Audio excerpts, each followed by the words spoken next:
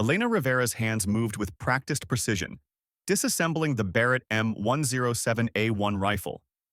But when she opened her small cleaning kit, a polished metal object rolled out onto the workbench. The sergeant's face went pale when he read the engraving. 247 confirmed eliminations. This wasn't just a weapons technician cleaning rifles. This was something else entirely. And the quiet woman who never spoke about her past was about to reveal why some metals should never be seen. Before continuing this story, please comment below with your city or country where you're watching from. Your feedback inspires us to do better. The fluorescent lights hummed overhead in the basement armory of Fort Davidson, casting harsh shadows across rows of weapon racks that stretched from floor to ceiling like metallic skeletons. Elena Rivera sat hunched over her workbench in the far corner, surrounded by the familiar symphony of clicking metal, sliding bolts, and the occasional curse from other technicians wrestling with stubborn mechanisms. At 36, she possessed the kind of unremarkable appearance that made people forget meeting her within minutes of parting. Average height, chestnut hair pulled back in a regulation ponytail, and hands that moved with the quiet efficiency of someone who preferred tools to conversation. Sergeant David Martinez approached her workstation with heavy steps, dragging behind him a rifle case that looked like it had seen better decades. The Barrett M107A1 inside was a genuine beast. A 50 caliber anti-materiel rifle, capable of stopping vehicles and punching through concrete walls.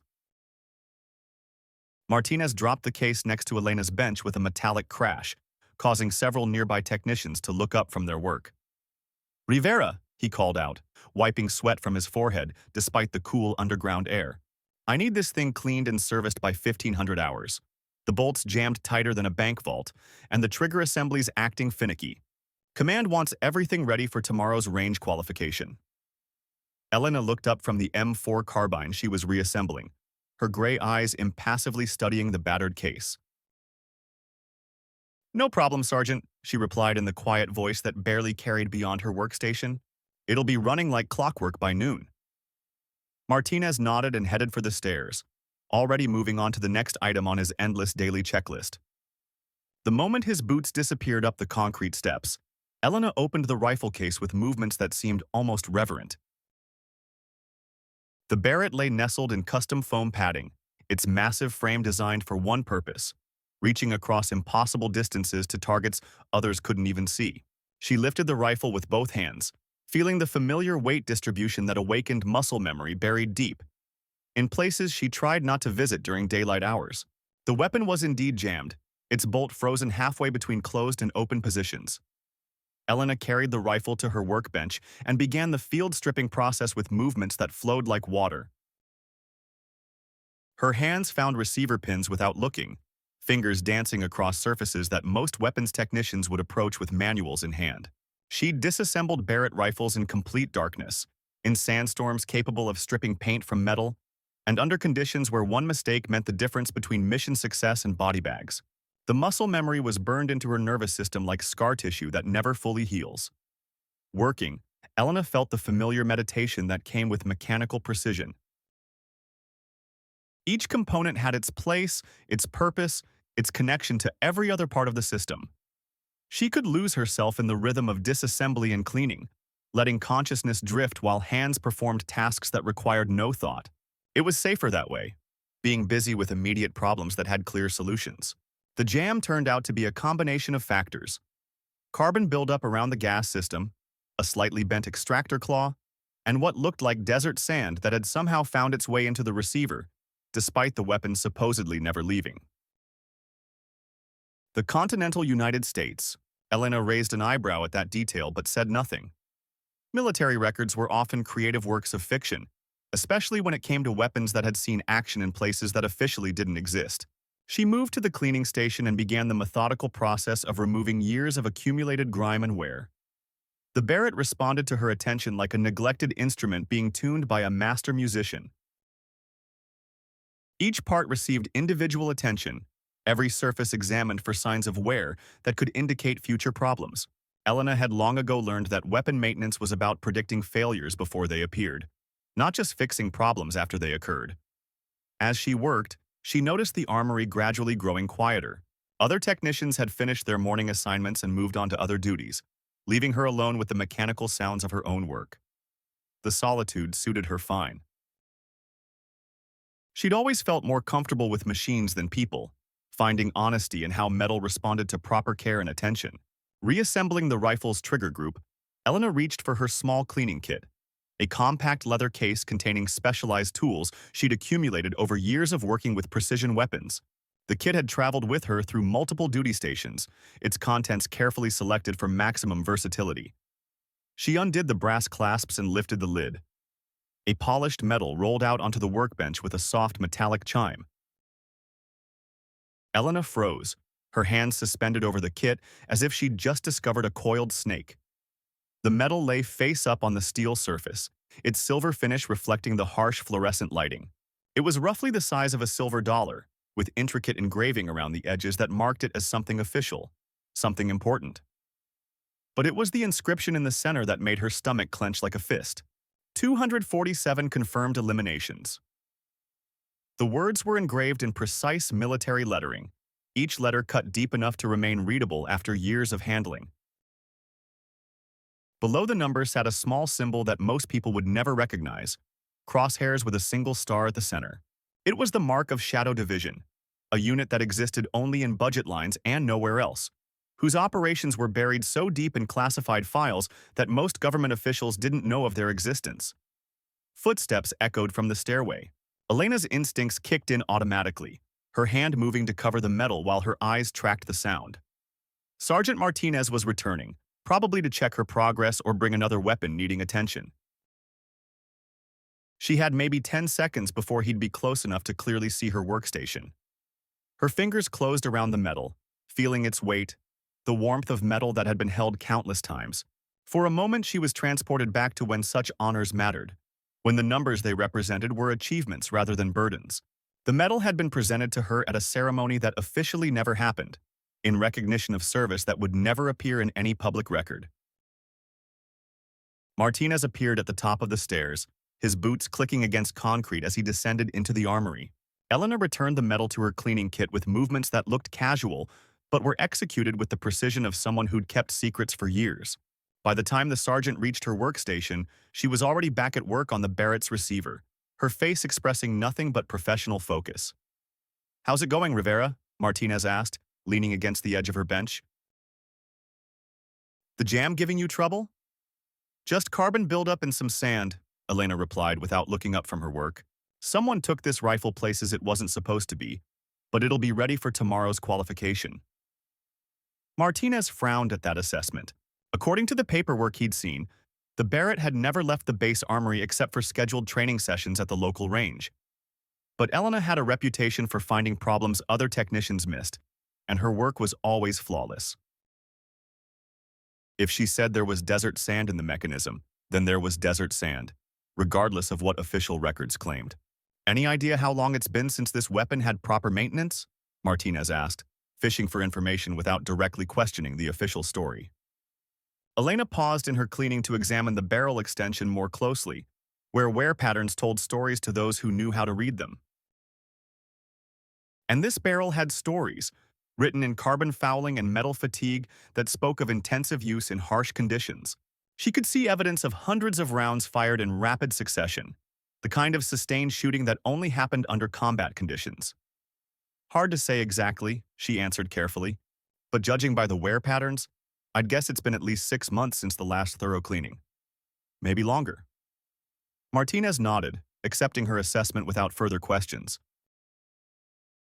Elena had never let him down, and he'd learned to trust her judgment on weapon condition. Still, something about the situation bothered him in ways he couldn't quite articulate. The rifle was supposedly in storage for the past year, awaiting its turn in the maintenance rotation. How did a weapon in storage accumulate the kind of wear and debris Elena was describing? "Just get it squared away by tomorrow," Martinez said finally. "Brass wants a full demonstration of the Barrett's capabilities for visiting dignitaries, and everything needs to be perfect." After Martinez left, Elena continued working in silence, but her mind was no longer fully focused on the mechanical task before her. The metal's appearance had cracked open doors in her memory that she'd spent 3 years learning to keep closed. Each component she cleaned brought back fragments of the life she'd left behind, a world where precision was measured in heartbeats and distances calculated in minutes of flight time. She remembered the first time she'd held a Barrett M107A1 under combat conditions, its weight different when lives hung in the balance. The rifle had been her constant companion through 18 months of operations that officially never happened, in countries that appeared in no mission reports. She'd learned to read wind patterns like a native language, to calculate bullet drop at distances that pushed the boundaries of what human skill and mechanical precision could achieve together. The metal in her cleaning kit represented the culmination of that period, recognition that she'd become something rare and valuable in the world of special operations. 247 confirmed eliminations meant 247 neutralized threats, 247 completed missions, 247 reasons her teammates came home alive. It also meant 247 faces that visited her dreams, regardless of how justified each shot had been. Elena finished cleaning the barrel and moved on to checking the rifle's scope mounts, examining for any signs of loosening or damage that could affect accuracy. Her hands automatically moved through the inspection process, while her mind drifted back to the circumstances that had led to her transfer from active operations. There had been no dramatic incident, no failure or court-martial that forced her out. Instead, she'd simply reached a point where the weight of accumulated success became heavier than she could carry. The psychological evaluations had been thorough but inconclusive. She showed no signs of post-traumatic stress disorder, no indication of the emotional breakdown that sometimes struck long-range snipers after extended deployment. Instead, her evaluators found something more troubling: complete emotional detachment from the act of taking human life, a clinical precision that seemed to have replaced normal human responses to violence.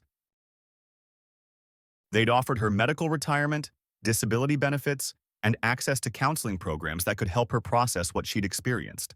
Elena had declined all of it, instead requesting transfer to a position where she could continue serving without being required to kill.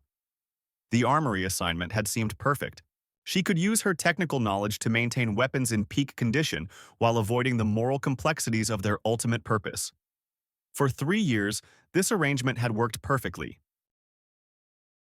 She'd become invisible in the way support personnel often do, necessary but unnoticed, competent but unremarkable.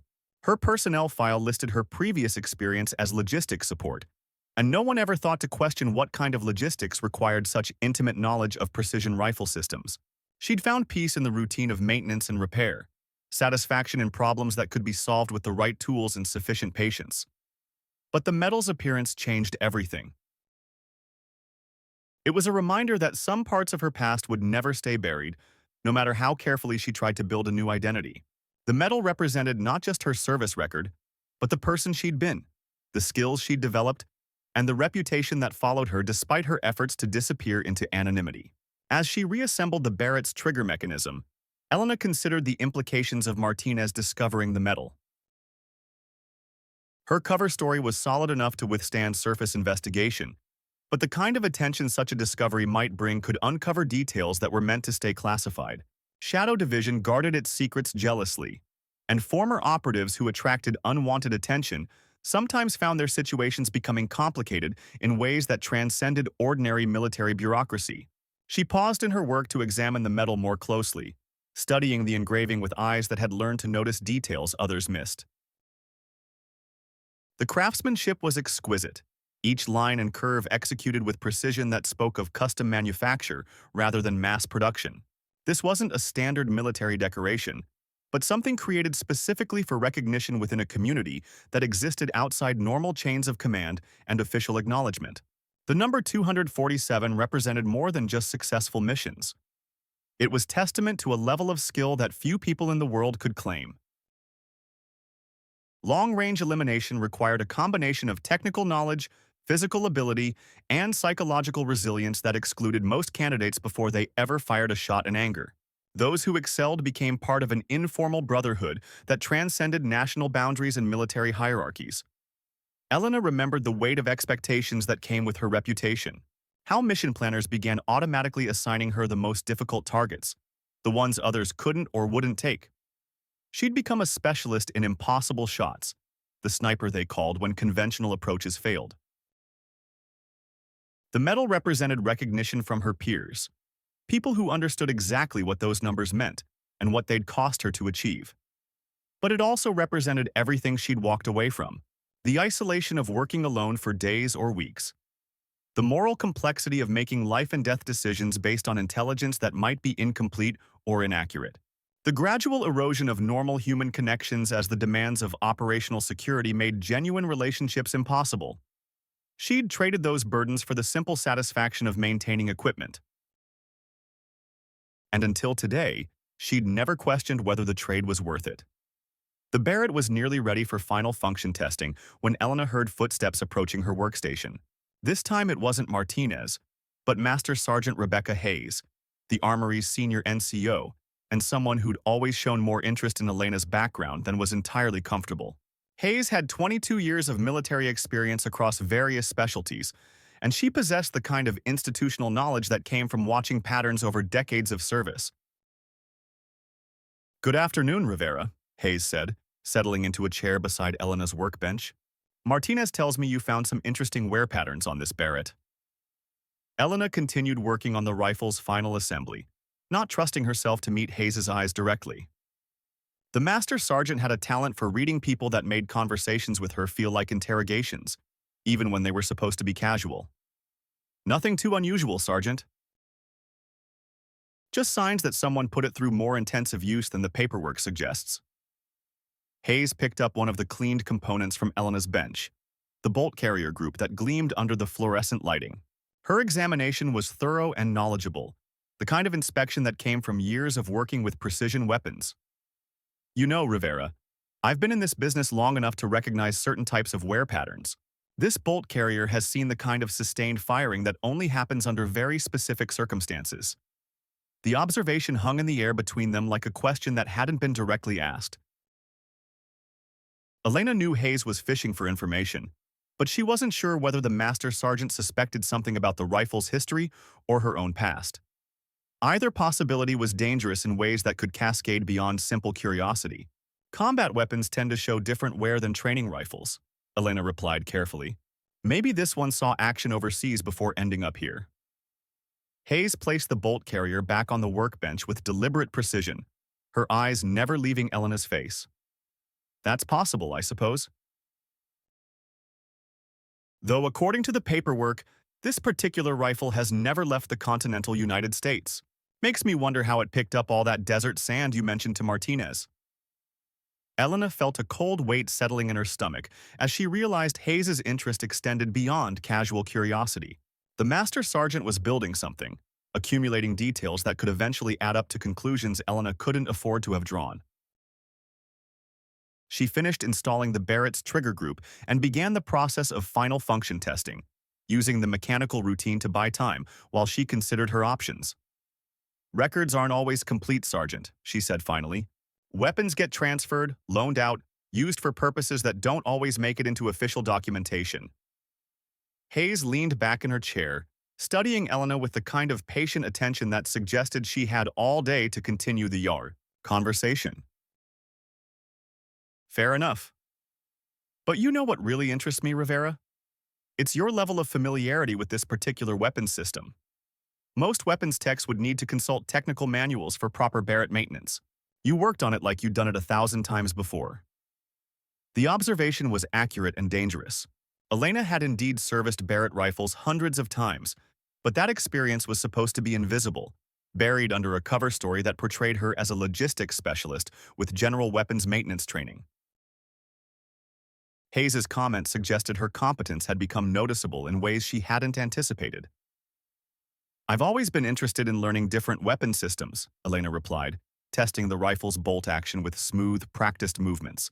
"The Barrett's a fascinating piece of engineering." Hayes smiled, but the expression didn't reach her eyes. "Fascinating indeed, especially when you consider its primary purpose. This isn't a weapon designed for general infantry use, Rivera. It's a specialized tool for very specific applications, most of which require extensive training to master."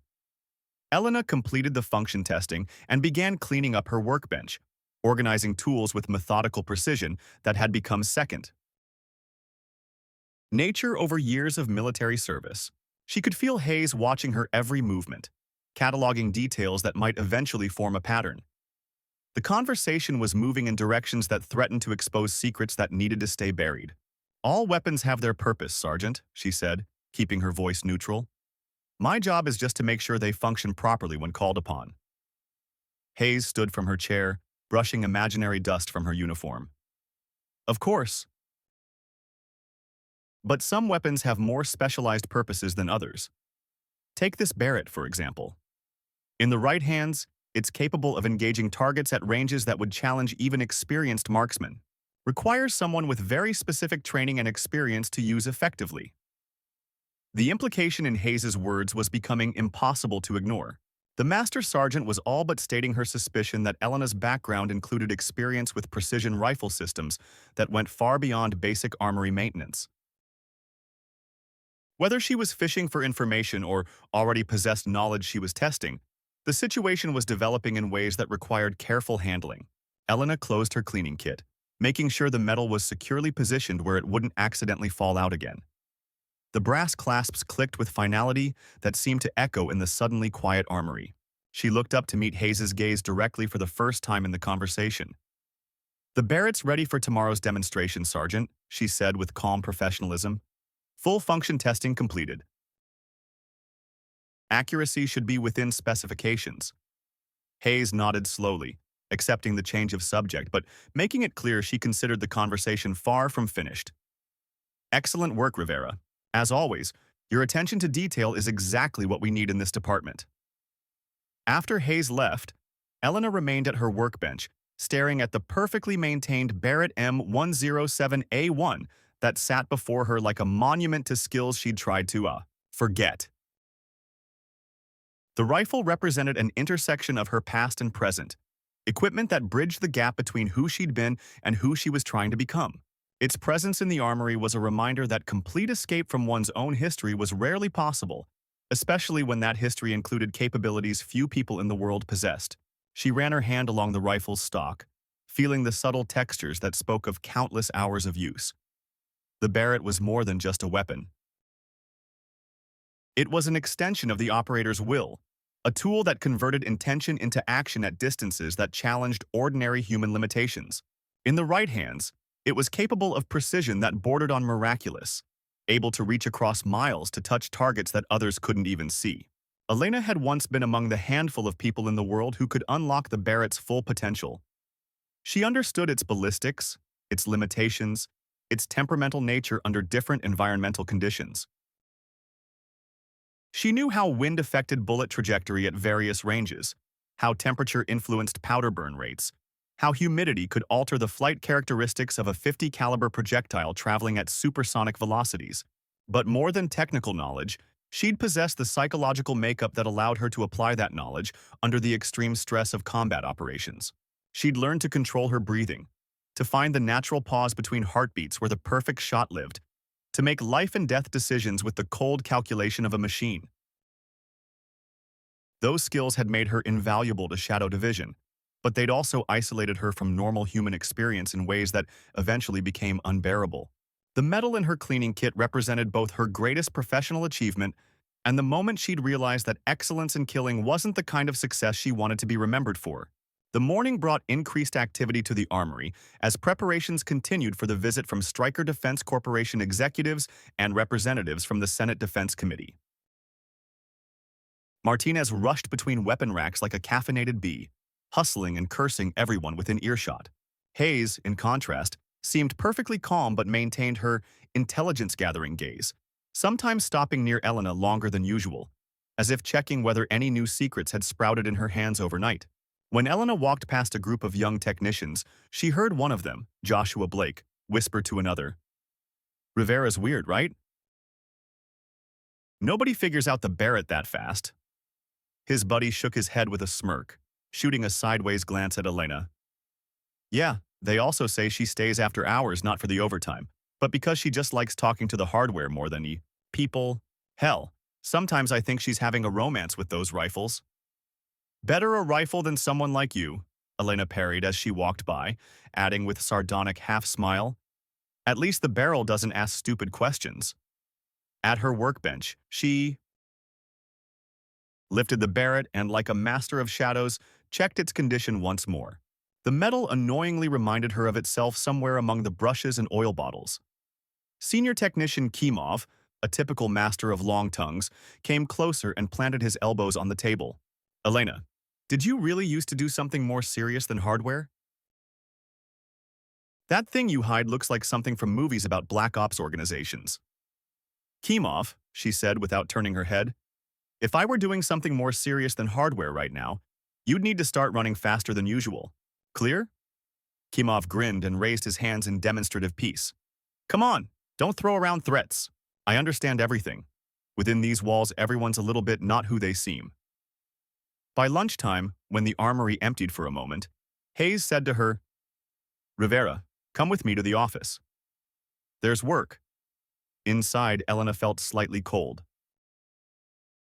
Usually such invitations meant only one thing: unpleasant questions and meetings with people whose faces you remember long afterward in nightmares. Hayes's office was pale gray, walls decorated with army posters, seemingly for decoration, but more likely as reminders. You are nothing. The system is everything. Sit down, the sergeant said. Today's an important day. We need not to screw up. Our guests from Stryker want to see real shooting, not a kindergarten demonstration. Elena raised an eyebrow. Real? Why do they need to watch a piece of iron punch through an even bigger piece of iron? Has the world really become so short on entertainment? Hayes smirked. For them, it's not entertainment. They need to make sure their investments are justified, that we're not keeping slackers here. I see. So you want me to be their magician with the rifle? Elena said sarcastically. Yes, exactly that. I need someone who will put on a show but won't mess up. Your experience, however much you hide it, speaks for itself. Elena fell silent, staring intently at the table.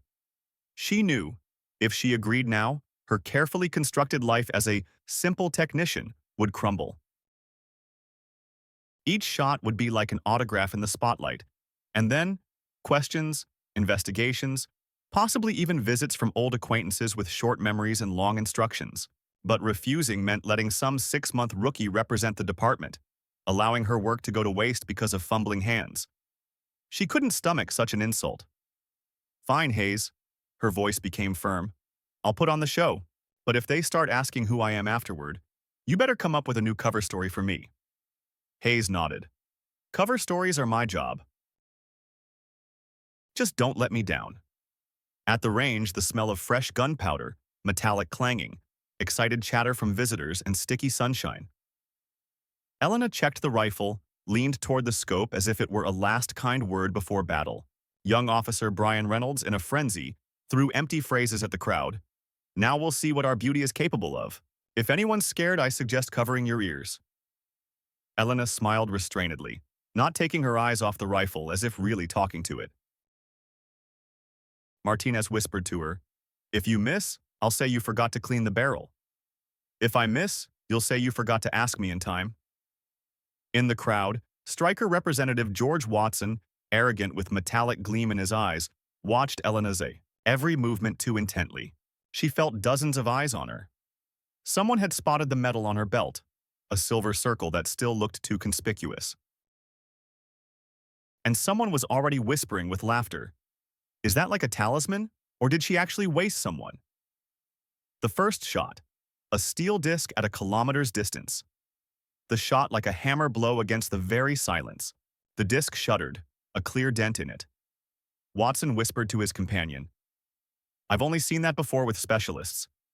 She's trained to shoot not to wound, but to mock the laws of physics to the maximum. Second shot, a clay block at head height. It exploded like army boots during military exercises. The crowd applauded, but the truth was that no one understood how difficult it was to hit that correctly. For Elena, child's play. For most, the limit of dreams. Rivera, Hayes said sternly. For good measure, 3 more shots in a row, at useless targets, for those who don't understand how your craft works. Elena lowered her scope and, looking at Hayes, smirked. So, especially smart corporate clients, don't think they've been sold a cheap Chinese knockoff? Hayes didn't laugh. She answered quietly. Exactly. The demonstration concluded, but Elena felt the atmosphere around her thickening. After the shooting, she was surrounded by the curious, among whom Watson particularly stood out. Miss Rivera, may I ask a question? Did you serve in units we usually only see in reports marked top secret? Elena barely restrained her irony. In reports, I usually only leave fingerprints on the bolt. All you need to know is that I can fix and lay down the Barrett better than any of your analysts. Returning to the armory, she noticed how department rivals examined her rifle and medal with new interest. Kimov casually drawled, "You put everyone in their place today." Even that Watson looked like he'd swallowed a sour lemon. Elena answered, as always, with sharp mockery. A sour lemon isn't a diagnosis yet. But if I'd failed, they would have said, "Who let this woman near weapons?" That evening, Elena sat in her apartment, where everything was absurdly minimal. A couch, lamp, table, toolbox, box of medals, her entire life in a couple square meters, with a view of old textile factory warehouses. In the kitchen, her neighbor James Hall, an old army buddy, came by with a bag of beer. "Heard how you shut them all down today? Think they'll give you a raise or just write your name on a cemetery memorial?" Elena smirked. "If they start writing me on a memorial, put a bottle of beer right on the stone, not in a flower vase. You know, Elena, if I had your talent, I'd have left long ago to work for Silas Corp and wouldn't drink with anyone. But you can only be one thing. You know how to know, not just pretend you know." Right, Hall. Knowing how to know is a heavy cross. No matter how hard you try, people always find a way to ask you about everything. Days passed. In the warehouse, the smell of metal and oil, as always, overwhelmed all thoughts about the meaning of life. But after the famous demonstration, attitudes toward Elena changed. Some feared her, some respected her, others envied her, suspected her of everything imaginable, from secret service to love of sugar and tea. One day, a newcomer girl approached her, Samantha Jennings, timid but bold. "Elena, tell me honestly, have you ever been discriminated against here?" "I've only been here 2 weeks, but I've already noticed. If a woman disassembles heavy weapons, guys start making faces like they've seen a cat climbing on the table." Elena smirked, looking at Jennings over her glasses. "Here everyone discriminates, against everyone else, by degree of ability not to screw up. And if that pisses you off, then you're already in the coordinate system." "I just can't," Samantha said indignantly. "They call me girl, even though my qualifications are better than half these hobby circles." "The main thing," Elena said with sarcasm, "is that the girl can sell herself professionally better than they can prove their uselessness." Jennings laughed, and for the first time in 2 weeks, took gloves for heavy weapons work without fear. On Monday after lunch, Martinez came to her again. "Rivera, management decided you should conduct shooting training for newbies. All you need to say is that hitting the target is possible not through intuition, but through brains. Can you handle it?" Elena answered laconically, "Brains are a piece goods. I'll have to act as always. 2 minutes of theory, 10 minutes of practical mockery." In the classroom, she stood at the blackboard, before her, a dozen young, fresh faces desperately trying to look cool. Elena began with a simple phrase, "Before you is a rifle. It's a piece of iron with a long history. If you treat it like a machine, it will treat you like an idiot. Remember this. Iron doesn't forget your laziness, it only forgives intelligence." One of the rookies, Greg Foster, with naive humor, "What if we forget to clean it and still hit the target? Does that mean we got lucky?" "Luck is what lazy people use," Elena parried, "until the moment luck decides to choose another favorite. On that day, your vacation will end worse than anything you've seen at the dentist." Everyone laughed, but they learned the lesson. Life went on. Elena, despite her anonymity, gradually stopped being invisible. People from Stryker began visiting the armory more often, sometimes leaving questions at the doors. "Rivera, what did you do before coming here? Rivera, is it true that your medal isn't a souvenir but a prize for something dark?" Elena answered. Everyone with the same irony. "Before coming here, I did the same thing, only the iron was smaller and the heads were harder." And the medal is just a reminder to work honestly. Otherwise, you'll have to report not to management, but to your conscience. That evening, when among the dead instruments of the folding box she again felt her medal, a letter came, a summons to a closed meeting, signed by a service cousin, Lieutenant Lucas McKay, a man whose surname always sounded like he'd stepped off the pages of a comedy about bad spies. The letter had only 2 lines. Elena, found someone who cares. Don't be surprised if you get a new role in the coming days. And yes, congratulations. You've finally stopped being the ghost everyone was afraid of. She looked at the lamp, at the bare table, at the medal in her hand, and for the first time in many years allowed herself a long, quiet laugh. Yeah, stopped being a ghost, she said into the void, but became what I always wanted to be. Someone who turns metal into meaning, irony into a shield, and the past into a fist you can use to punch your way through, even when the door seems locked. Forever. So began a new chapter. A chapter where being herself became not a privilege, but a choice. Being a master meant being visible. Being strong meant being honest. And having a medal meant not being afraid to remind everyone. Even the quietest woman in the warehouse can be scarier than any cargo if you treat her like an empty space.